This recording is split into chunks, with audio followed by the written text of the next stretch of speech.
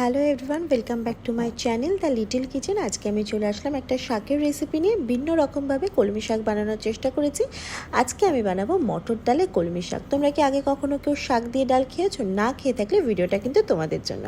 মটর ডালটাকে খুব ভালোভাবে ধুয়ে নিই। আমি কিন্তু প্রেশারে একটা দুটো সিটি দিয়ে ভালোভাবে জল ঝরিয়ে রেখে দিয়েছি। এরপর আমি কিন্তু কলমি শাকগুলোকে ভালোভাবে ধুয়ে বেছে নিয়ে বেশ মিহি করে কুচিয়ে নিয়েছি। কড়াই ভালো করে গরম হয়ে গেলে তার মধ্যে আমি দিয়ে দিয়েছি বেশ কিছুটা সর্ষের তেল। সর্ষের তেলটা যখন ভালোভাবে গরম হয়ে যাবে তার মধ্যে আমি এখানে ফোড়নের জন্য ইউজ করেছি 5 ফোড়ন আর 2টো শুকনো লঙ্কা।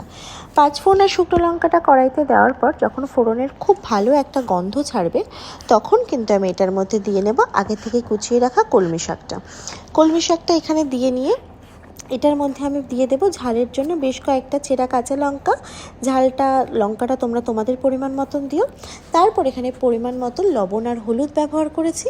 তার সাথে কিন্তু দিয়ে দিয়েছি সেদ্ধ করে রাখা মটর ডালটা দিয়ে বেশ ভালো করে ভাজা করে নেব অনেকক্ষণ ধরে সময় নিয়ে। মটর ডালটা যেহেতু আগে থেকেই সিদ্ধ, তাই খুব বেশি সময় লাগবে না। এরকম যখন ভাজা হয়ে যাবে তখন আমি এখানে কিছুটা আখের গুড় ব্যবহার করেছি মিষ্টির জন্য। তোমরা চিনিও দিতে পারো চাইলে, যে যেরকম ধরনের মিষ্টি খাও।